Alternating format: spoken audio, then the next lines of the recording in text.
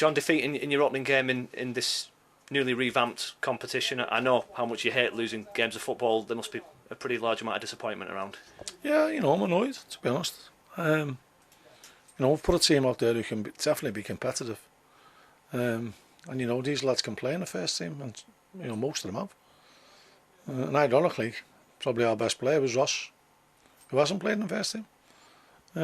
No, if we're not careful, we'll become a team of losers, and we'll become a soft touch, and that's they've had the harsh words, and then we'll work on it on Thursday, Friday, to get ourselves prepared to be mentally right, let alone physically right, for a massive game on Saturday. Yeah, it was very flat around the place. Sometimes do the players have to lift it with their performance? Possibly, but there was nothing in the game. First half, two teams who were probably feeling their way in, and then second half we've done exactly what we did on Saturday, gifted them a goal after 2 minutes when we've got the ball at the edge of their box.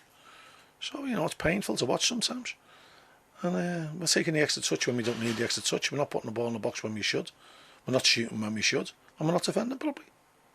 And you can argue whether the second goal's offside or not. It's immaterial to me.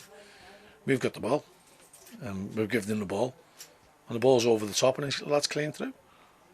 And they've probably had 3 shots on our goal, and 3 of them have gone in again. And that's reminiscent to last year, and that's got to stop.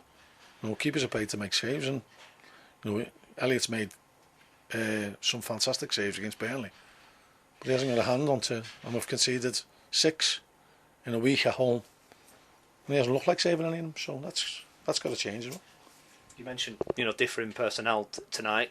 Is it almost contagious, this giving away these cheap goals? That's got to stop. And I've got to go and do something about it, and I will do something about it.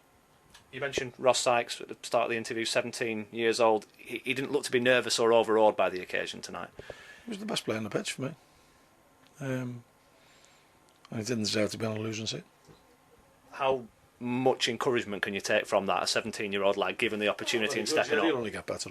He'll only get better. We've got high hopes for us. Obviously, this is not only the aftermath of a game, it's the day before the transfer deadline.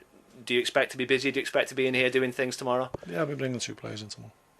Can you tell us anything more about that? No. You did have a debutant tonight in terms of a new signing in Rory McKeown at left back. What did you make of him? It's difficult for him to come in, and it's a rejig defence, and I thought he did well first half. Second half, his lack of fitness showed.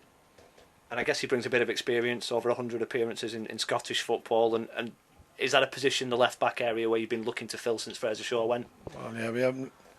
It's handy to have a left footer, so that's something that we've got to look at. And in terms of new recruits, we've got to watch this space.